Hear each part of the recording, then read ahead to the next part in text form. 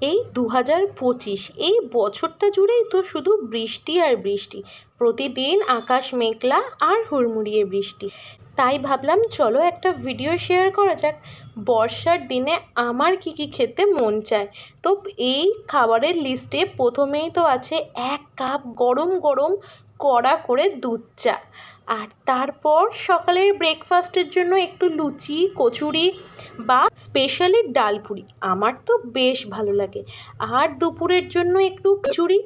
আর খিচুড়ির সাথে আমার কিন্তু ভাজাভুজি বেগুনি আলু ভাজা কাঁঠালের দানা ভাজা পাঁপড় ভাজা এই সমস্তই ভালো লাগে। খিচুড়িটা হতে হবে গোবিন্দভোগ চাল আর মুগের ডাল দিয়ে নিরামিষ খিচুড়ি, বা এরকম সুন্দর 1 প্লেট চিকেন বিরিয়ানি তার সাথে চিকেন কষা।